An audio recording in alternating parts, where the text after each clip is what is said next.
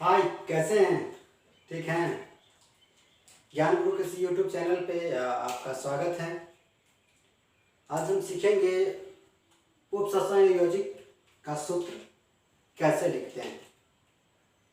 उपसंयोजक यौगिक जो होते हैं इसके बारे में हम लोग अच्छी तरह से पढ़ लिए। इसमें दो कॉन्सेप्ट्स रहते हैं। नाम दे दिया जाता है, सूत्र लिखने के लिए कहा जाता है, या कभी कभी सूत्र दे दिया जाता है और नाम लिखने के लिए कहा जाता है। तो हम लोग बारी बारी सीखेंगे, सीरीज में सीखेंगे। सबसे पहले हम लोग ये देखते हैं कि किसी भी कॉम्प्लेक्स कंपाउंड का अगर IUPAC नेम दिया हुआ है तो उस IUPAC नेम की सहायता से हम उसका सूत्र कैसे लिख सकते हैं।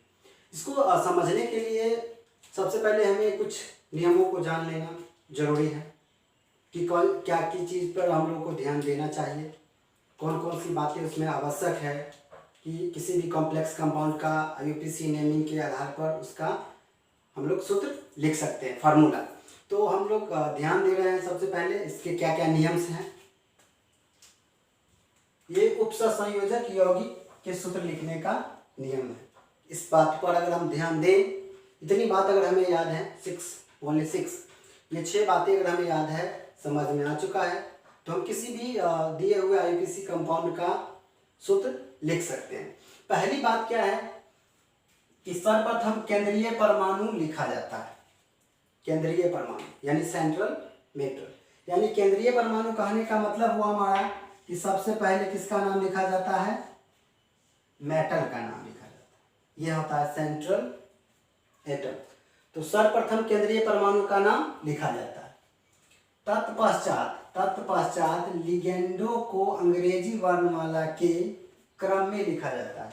अब सेंट्रल मेटल जो होते हैं, सेंट्रल मेटल के साथ लिगेंड्स जुड़े हुए रहते हैं, तो उन लिगेंड्स का नाम लिखना, और वो भी लिगेंड्स अगर एक से अधिक हो, लिगेंड की संख्या यदि एक से अधिक हो तो उन्हें हम लोग अंग्रेजी वर्णमाला के क्रम के अनुसार लिखेंगे।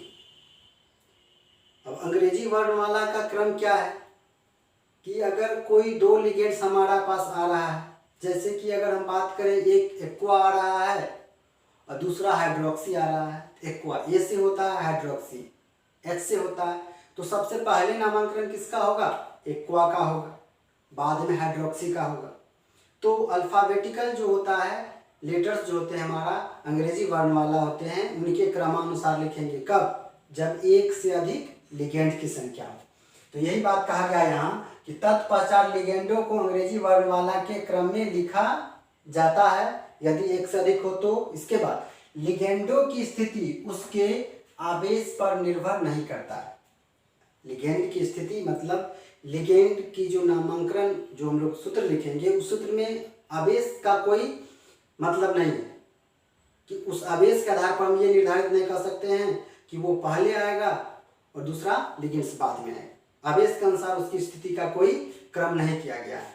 तीसरी पॉइंट हमारा है कि बहुदंतुर लिगेंड भी अंग्रेजी वर्णमाला के क्रम में लिखा जाता है। बहुदंतुर लिगेंड्स मतलब हुआ कि द्विदंतुक, त्रिदंतुक, चतुर्दंतुक, पांचदंतुक, षष्दंतुक भी लिगेंड्स हैं। अगर ये सब लिगेंड्स अगर हमारे पास आते हैं तो उनके लिए भी वही नियम का फॉलो करेंगे कि अगर एक से अधिक हैं तो उसको हम लोग अंग्रेजी वर्णमाला के क्रम में सजा करके लिखेंगे। संकेताक्षर में लिखे हुए लिगेंड के प्रथम अक्षर को ध्यान में रखकर वर्णमाला के क्रम में उसकी स्थिति निर्धारित की जाती है। अब संकेताक्षर का मतलब ये कहा जाता है कि जब कोई भी कंपाउंड लिखते हैं कॉम्प्लेक्स का, तो उसमें उसके हम शॉर्टेज नाम कर देते हैं। जैसे कि एग्जांपल में देखा जाए तो इथिलीन डाइएमीन को हम लोग क्या लिखते हैं? EN से लिखते हैं। तो इथिलीन डाइएमीन को अगर EN से लिखते हैं तो इसका मतलब हुआ कि संकेताक्षर EN लिखे हैं तो हमको E पे ही ध्यान देना है कि E लेटर है अंग्रेजी वर्णमाला के, तो पहले उसका नामकरण करेंगे क्रमानुसार। तो एक दंतुक लिगेंड्स हो या बहुदंतुक लिगेंड्स हो, लिखेंगे, लेकिन उसको अंग्रेजी वर्णमाला के आधार पर ही लिखेंगे। लिगेंड्स की जो आवेश होते हैं, आवेश उसकी स्थिति का निर्धारण नहीं करता है। तीसरी बात कि संपूर्ण उपसंयोजक सत्ता, उपसंयोजक सत्ता मतलब कहने का मतलब कोऑर्डिनेशन स्फीयर आवेशित हो अथवा न हो, मतलब उस पर कोई चार्जेज हो अथवा न हो, उसके सूत्र को एक ग्रुप कोष्ठक में लिखा जाता है। ग्रुप कोष्ठक का मतलब हुआ कि बड़े ब्रैकेट, ग्रुप कोष्ठक मतलब ऐसे ग्रुप कोष्ठक में लिखा जाता है। संपूर्ण उपसंयोजक सत्ता आवेशित हो अथवा न हो, उसके सूत्र को एक ग्रुप कोष्ठक में लिखा जाता है। ये ग्रुप कोष्ठक है, इसमें लिखा जाता है। यदि लिगेंड बहुपरमाणुक हो, बहुपरमाणुक मतलब एक से अधिक परमाणु हो, लिगेंड के बारे में कहा जा रहा है। किसके बारे में? लिगेंड्स। अगर लिगेंड बहुपरमाणुक हो, यानी एक अगर मान लीजिए जैसे कि NH3 लिए तो एक NH3 भी हो सकता है, 2 भी हो सकता है, 3 भी हो सकता है, 4 भी हो सकता है हमको। तो अगर लिगेंड बहुपरमाणुक हो तो उसके सूत्रों को कोष्ठक में लिखते हैं। कोष्ठक में जैसे यहाँ पे देखिए CN, आपको दिख रहा होगा यहाँ पे CN है, ग्रुप कोष्ठक में है, लेकिन साइनो हमारा क्या है? बहुपरमाणुक है। CN एक परमाणु, दूगो CN ये 2 परमाणु, तीसरा लिए 3, तो ये 6 CN की 6 परमाणु है। बहुपरमाणुक क्यों? तो बहुपरमाणुक जो आएंगे उसको किस में लिखना है हमको? कोष्ठक में लिखना, यानी छोटी कोष्ठक हम लोग जानते हैं। संकेताक्षर में लिखे लिगेंड को भी कोष्ठक में लिखते हैं। संकेताक्षर का मतलब जो शॉर्ट फॉर्म में लिखा, जैसे अभी कुछ देर पहले आपको बताया कि इथिलीन डायमीन, अगर उसके लिए EN लिखा जाता है तो EN में भी हमको क्या करना पड़ेगा? उसको भी इस कोष्ठक के रूप में लिखना पड़ेगा। अगला हमारा जो है 5वां नंबर क्या करा है? समन्वय मंडल में समन्वय मंडल धातु तथा लिगेंडों के सूत्रों के मध्य रिक्त स्थान नहीं छोड़ा जाता। अब समन्वय मंडल क्या है? कोऑर्डिनेशन स्फीयर हुआ। ये टोटल यहाँ से बिग ब्रैकेट से यहाँ तक की जो हमारा है ये क्या है? कोऑर्डिनेशन स्फीयर है। तो कोऑर्डिनेशन स्फीयर तथा लिगेंड के सूत्रों के मध्य, लिगेंड के सूत्रों के मध्य रिक्त स्थान नहीं छोड़ा जाता, यानी खाली स्पेसेस हम उसको नहीं छोड़ेंगे। नेक्स्ट पॉइंट है 6, जब आवेश युक्त उपसंयोजन सत्ता का सूत्र, आवेश युक्त, आवेश हो तो, जब आवेश युक्त उपसंयोजन सत्ता का सूत्र बिना किसी प्रति आयन के, बिना किसी प्रति आयन के लिखते हैं। प्रति आयन होता क्या? सबसे पहले हम जानेंगे कि प्रति आयन होता क्या। प्रति आयन के समझने के लिए समझेंगे कि जो भी कोऑर्डिनेशन स्फीयर है उस पर जो चार्ज लिखते हैं, पॉजिटिव निगेटिव डालते हैं, उसको बैलेंस करने के लिए काउंटर आइटम्स आते हैं। तो वो अगर काउंटर आइटम्स नहीं है तो उस आधार पे हमको, या उस स्थिति में हमें उस पर चार्जेस लगाने पड़ते हैं, जो सेंटीमीटर के चार्जेस होते हैं।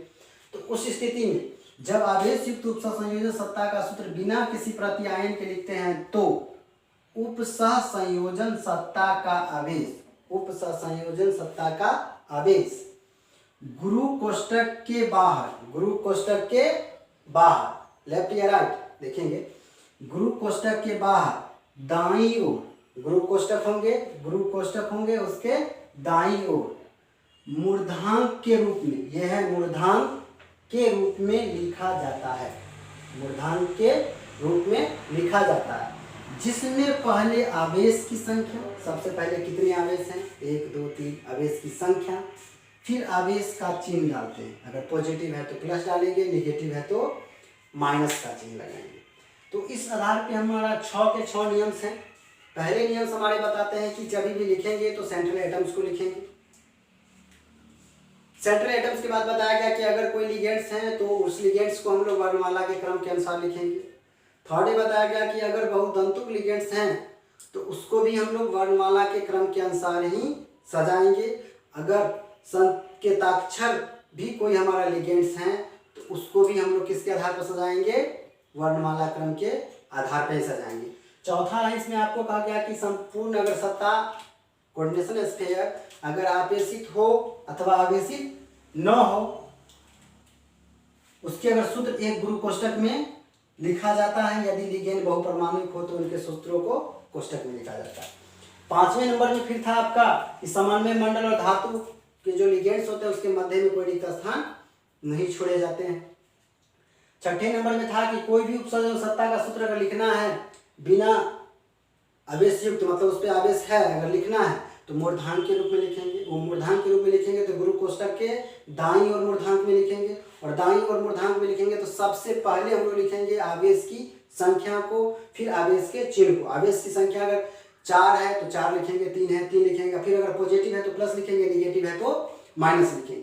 तो ये 6 नियम्स हैं। अगर इस 6 नियम्स को अगर हम लोग ध्यान देंगे तो दे करके हम लोग किसी भी कंपाउंड के आईयूपीएसी का अगर नाम है हमारे पास तो उसके सूत्र हम लोग लिख सकते हैं। तो सिंपली सी आप यहाँ पे हम थोड़ा ये बता रहे हैं, ये डाटा से आप याद रखेंगे, बस आपको ऑटोमेटिक याद हो जाएंगे। देखिए मेटल्स होंगे, मेटल के साथ लिगेंड्स जुड़ते हैं, मेटल के साथ लिगेंड्स। लिगेंड्स में हमारा क्या होगा कि वर्णमाला के क्रम के अनुसार होगा, वर्णमाला क्रम के अनुसार होंगे, वो कैसा भी लिगेंड क्यों ना हो, वर्णमाला क्रम के अनुसार होंगे। अब हमारा यहाँ पे क्या लिखना पड़ेगा, आवेश की संख्या, तब लिखना पड़ेगा चिन्ह, आवेश की संख्या तब उसके साथ चिन्ह। अब यहाँ पे हम लोग क्या लिखते हैं, धनात्मक एटम्स लिखते हैं, और इसके जो यहाँ पे बाहर वाले जो होते हैं वहां पर ऋणात्मक वाले लिखते हैं। सिंपल, धनात्मक ऋणात्मक। अगर ऋणात्मक वाले बैलेंस कर रहे हैं तो राइट साइड लिखाएंगे, धनात्मक वाले बैलेंस कर रहे हैं तो लेफ्ट साइड लिखाएंगे। तो मेटल्स लिगेंड्स, लिगेंड्स में अब वर्णमाला के क्रम से लिखेंगे, जैसा भी लिगेंड हो, एक दंतुक हो, बहुदंतुक हो और बहुपरमाणविक हो उसको कोष्ठक में बंद करके लिखेंगे। अब हम आगे कुछ प्रश्न को देखेंगे कि कैसे प्रश्न का हम लोग हल कर पाते हैं। आपके लिए हम 10 एग्जाम्पल्स लिए हैं, जो आप थ्योरी पढ़े हैं उसके बारे। इस 10 एग्जाम्पल में उन सभी नियमों का हम प्रयोग करेंगे जिससे कि हम आईयूपीएसी नाम से सूत्र कैसे लिख सकते हैं। तो हम चलते हैं, पहला क्वेश्चन आपका है टेट्राएमीन एक्वा क्लोरिडो कोबाल्ट 3 क्लोराइड। तो इसमें सबसे पहले जो लिखने की फार्मूला थी हमारी, जो सूत्र थे, जो नियम थे, उसमें हमने देखे कि सबसे पहले मेटल्स का नाम लिखते हैं। तो इसमें मेटल्स जो हमारा है वो कोबाल्ट है, तो सबसे पहले हम क्या लिखेंगे, कोबाल्ट, CO। अब कोबाल्ट के बाद देखेंगे कि हमारे पास एक एमीन भी और एक एक्वा भी है, यानी एमीन और एक्वा। और तीसरा जो हमारे पास है क्लोरिडो, क्लोरिडो। अब तीनों को लिगेंड्स के बारे में जो कहा गया था कि लिगेंड्स जो भी होते हैं उसको किस में लिखते हैं, अंग्रेजी वर्णमाला के क्रम में लिखते हैं। तो अंग्रेजी वर्णमाला के क्रम में देखेंगे तो ये ए और ये सी है, तो इसकी नंबरिंग तो लास्ट में होगी। अब ये फर्स्ट सेकेंड जो हमारा एमीन और एक्वा है, तो एमीन और एक्वा में हमको ये पता करना पड़ेगा कि सबसे पहले किसको लिखा जाए, किसका नामांकन पहले किया जाए। तो यहाँ पर देखिए ए और ए दोनों हमारे पास सेम है। अब जब सेम लेटर होते हैं तो अगले लेटर की प्राथमिकता होती है, जो पहले अंग्रेजी वर्णमाला में आते हैं उसे हम पहले लिखते हैं। तो यहाँ पे हमारा एम है और यहाँ पर हमारा क्यू है। तो एम और क्यू में हम जानते हैं कि अंग्रेजी वर्णमाला में जब लिखते हैं ए से जेड तक तो सबसे पहले एम आता है, इसके बाद क्यू आती है। तो एम आता है, इसका मतलब हुआ कि सबसे पहले एमीन को लिखना पड़ेगा। तो फर्स्ट चांस एमीन का, सेकेंड में एक्वा का, थर्ड में लिखेंगे क्लोरिडो का। तो एमीन को लिखने के लिए हम NH3 लिखेंगे। और दूसरी बात, अगर बहुपरमाणविक है तो उसको हम स्मॉल ब्रैकेट से बंद करेंगे, यानी कोष्ठक में डालेंगे। इसको हम कोष्ठक में लिख दिए। बहुपरमाणविक है तो कितने परमाणविक हैं, तो टेट्राएमीन लिखा गया है, टेट्रा का मतलब होता है 4, तो यहाँ पे लिखेंगे 4, ठीक है। अब इसके बाद हमारे पास क्लोरिडो एक्वा है, तो एक्वा के लिए हम लोग लिखते हैं H2O। अब एक्वा के बाद क्लोरिडो है, इसके लिए लिखते हैं Cl। अब इतना लिखने के बाद इसे एक गुरु कोष्ठक में बंद किया जाता है, ठीक है। अब गुरु कोष्ठक में बंद किया जाता है तो हमारे पास क्लोरिडो है। तो क्लोराइड जो हमारे पास है वो काउंटर एटम्स हैं, तो काउंटर एटम्स में दो प्रकार के होते हैं काउंटर एटम्स, एक पॉजिटिव्स होते हैं, एक निगेटिव्स होते हैं, जो ग्रुप कोष्ठक वाले को चार्जेस को बराबर करते हैं, सम ऑफ जीरो करते हैं। अब इसमें क्लोराइड हमारे पास कितना है ये ऑक्सीडेशन नंबर से हम क्लियर करेंगे। और ऑक्सीडेशन नंबर इस प्रश्न में किसका दिया रहता है? मेटल्स का दिया रहता है, केंद्रीय धातु परमाणु का। तो केंद्रीय धातु परमाणु का जो ऑक्सीडेशन नंबर हमारे पास है वो 3 है, तो प्लस का ये 3 हो जाएगा हमारे पास। NH3 उदासीन लिगेंड्स हैं तो इसके 0 होंगे, जल भी उदासीन लिगेंड्स हैं, इसके 0 होंगे। अब क्लोरीन का क्या होता है कि -1 चार्जेज होते हैं एक क्लोरीन पे, तो -1। अब यहाँ पे देखा जाए कि +3 -1 यानी डिफरेंसेस निकालेंगे तो +2 हमारे पास आएगा। तो +2 हमारे पास आएगा, तो इसको बैलेंस्ड करने के लिए -2 वाले चाहिए, और -2 वाले क्लोराइड दिया हो गया है हमारे पास। तो +2 को कंप्लीट करने के लिए -2 वाले चाहिए, यानी कि 2 क्लोरीन हमें चाहिए, जो ये +2 को प्लस माइनस करके 0 ऑक्सीडेशन नंबर कर सकता है। तो इस प्रकार हम लोग किसी भी IUPAC नाम दिए हुए कंपाउंड का सूत्र लिख सकते हैं। अगला प्रश्न देखेंगे हमारे पास है पोटेशियम टेट्रा हाइड्रोक्सीडो जिंकेट। तो पोटेशियम के लिए तो काउंटर एटम्स हैं और वो भी पॉजिटिव काउंटर नंबर्स हैं। तो सबसे पहले जिंकेट लिखेंगे Zn। जिंकेट के बाद हम लिगेंड्स की बात करेंगे। तो यहाँ पे हाइड्रोक्सीडो है, तो हाइड्रोक्सीडो के लिए हम लोग किसका प्रयोग करते हैं? OH का। तो इसमें अब OH कितने लिखेंगे? एक। अगर बहुपरमाणविक है, क्या है? बहुपरमाणविक है, इसे ब्रैकेट में बंद करेंगे। अब कोष्टक में बंद करने के बाद अब कितने परमाणविक हैं? तो 4 है। टेट्रा लिखा गया है तो 4 लिखेंगे। अब इसे हम बड़े कोष्टक में बंद करेंगे। अब यहाँ पे देखेंगे कि इसके चार्जेस कितने दिए गए? जिंकेट का 2 दिया गया, तो 2 दिया गया, इसका मतलब ये हुआ कि निगेटिव्स वाले चाहिए, ये प्लस के 2 होते हैं और ये इस पे -1 होते हैं, तो ये हो जाएंगे -4। इसको निकालेंगे तो -2 हमारे पास है, तो -2 को बराबर करने के लिए +2 वाले, यानी एक पोटेशियम पर 1 प्लस चार्जेज होंगे और 2 पोटेशियम पर हमारे पास 2 चार्जेज होंगे।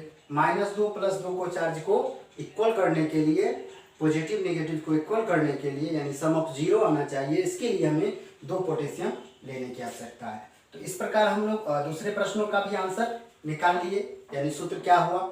तीसरा प्रश्न हमारा है पोटेशियम ट्राइऑक्सिलेटो एल्यूमिनेट। तो सबसे पहले किसका लिखेंगे? एल्यूमिनेट का, Al, यानी सेंट्रल मेटल का लिखते हैं, केंद्रीय धातु परमाणु का। इसके बाद लिगेंड्स देखेंगे, कितने लिगेंड्स हैं? तो इसमें एक लिगेंड्स हमारे पास ऑक्सीडेटो है। पोटेशियम हमारा काउंटर एटम्स है, तो काउंटर एटम्स की बात लिखेंगे हम लोग। काउंटर एटम्स पॉजिटिव और नेगेटिव होते हैं, इस बात को ध्यान कर लेंगे आप लोग। अगर पॉजिटिव होंगे तो गुरु कोष्टक से पहले, नेगेटिव होंगे तो गुरु कोष्टक के बाद।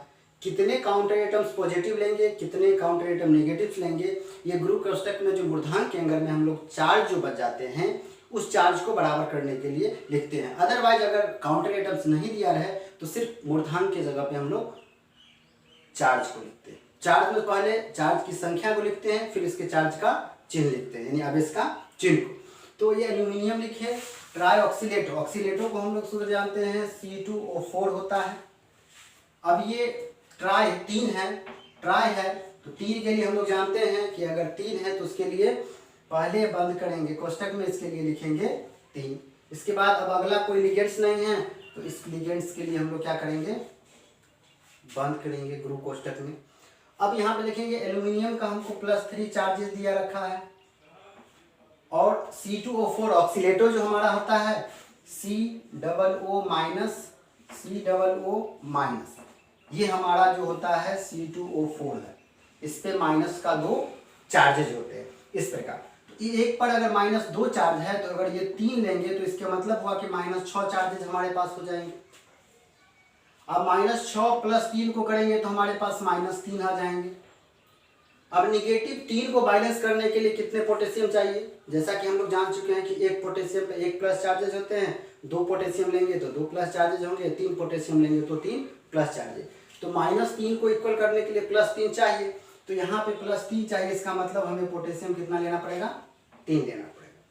तो इस प्रकार हम लोग इस सूत्र को भी लिख दिए। अगला हमारा पास है पोटेशियम टेट्राक्लोरिडो क्लोरेट, यानी क्लोरेट का मतलब हुआ PD। अब इसके बाद लिगेंड्स में देख रहे हैं सिर्फ ये क्लोरिडो है, तो क्लोरिडो को Ci लिखा जाता है जब ग्रुप कोष्ठक के अंदर हो। क्लोरिडो मतलब ग्रुप कोष्ठक के अंदर होंगे। अब पोटेशियम हमारे पास पोटेशियम यहाँ पे हमारे पास है। इस पोटेशियम के लिए हम लोग क्या करेंगे? ग्रुप कोष्ठक से बाहर लिखेंगे। अब हमारे पास टेट्राक्लोरिडो थे, टेट्रा मतलब 4, तो 4 का मतलब है यहाँ पे इसको ब्रैकेट में बंद करके 4 लिख सकते हैं, अदरवाइज इसको हटा के भी लिख सकते हैं। एक बात और है कि जब हम लोग लिगेंड्स लिखते हैं, सेंट्रल मेटल्स लिखते हैं या काउंटर एटम्स लिखते हैं, तो इनके बीच कोई रिक्त स्थान नहीं होना चाहिए। आपको यहाँ लग रहा है कि ये थोड़ा हटा के लिखे हैं, ऐसा नहीं है, इसमें कोई रिक्त स्थान नहीं समझेंगे, रिक्त स्थान नहीं होते। अब इसके बाद अब PD का जो हमारा चार्जेज है, वो PD का चार्जेज 2 दिया हुआ है, +2, ठीक है। अब हमारे पास क्लोरीन 4 है, तो इसमें -4 होंगे, क्योंकि 1 क्लोरीन पर -1 चार्जेज, तो 4 क्लोरीन पर -4 चार्जेज। तो +2 और -4 करेंगे तो माइनस हमारे पास 2 बचेंगे, और -2 को इक्वल करने के लिए +2 चाहिए। +2 चाहिए तो 1 पोटेशियम पर 1 प्लस चार्जेज, तो 2 पोटेशियम पर 2 प्लस चार्जेज, तो यहाँ पे लिखेंगे K2। अगला प्रश्न है हमारा डाइक्लोरोडाइएमीन, यानी 2 क्लोरीन भी है, 2 एमीन भी है, और प्लेटिनम। तो सबसे पहले प्लेटिनम के लिए लिखेंगे PT। अब लिगेंड्स में हमारे पास एक क्लोरो भी है, एक एमीन भी है। तो अभी यहाँ वाले केस में देखें कि क्लोरो और एमीन रहे तो सबसे पहले एमीन लिखा जाता है। तो सबसे पहले यहाँ पे हम लिखेंगे एमीन, NH3। अब एमीन कितने हैं हमारे पास? डाइएमीन है तो 2 लिखेंगे। डाइक्लोरो है तो क्लोरो के लिए भी 2 लिखेंगे। अब इसे ग्रुप कोष्ठक में बंद करेंगे। अब ऑक्सीडेशन नंबर देखेंगे कि प्लेटिनम के पास कितने ऑक्सीडेशन नंबर है? +2, तो +2 हो जाएंगे इसके पास, और ये 0 होते हैं, ये -2। तो यहाँ देख रहे हैं कि चार्जेस हमारे पास कितने हो रहे हैं? सम ऑफ 0।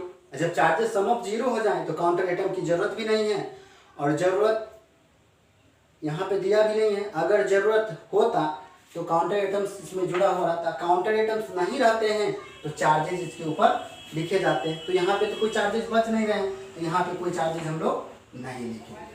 अगला प्रश्न है आपका पेंटाएमीन नाइट्रिटो ओ कोबाल्ट, थर्ड। तो सबसे पहले कोबाल्ट लिखेंगे, जैसा कि आप लोग जान चुके हैं। और कोबाल्ट के बाद हम लोग देखते हैं पेंटाएमीन नाइट्रिटो। तो एक एमीन है A से और नाइट्रिटो N से। तो A से और N से है तो ये पहले आती है वर्णमाला क्रम में अंग्रेजी के, तो A वाले को सबसे पहले हम एमीन लिखेंगे। लेकिन यहाँ पे एक कंडीशन दिया गया है कि नाइट्रिटो ओ कोबाल्ट, यानी कि नाइट्रिटो में ऑक्सीजन से ही कोबाल्ट जुड़ रहे हैं। तो सबसे पहले अब उस सूत्र को छोड़ करके हम सबसे पहले क्या करेंगे? लिखेंगे ONO, क्योंकि O से बॉन्ड बना रहा है तो O उसके नियरेस्ट होंगे। इसके बाद लिखेंगे एमीन, पेंटामीन NH3 5। अब इसको बंद कर देंगे ग्रुप कोष्ठक में। अब यहाँ पे हम लोग देखेंगे कि कोबाल्ट का जो चार्जेज हैं वो +3 रखा गया है, 3+ है।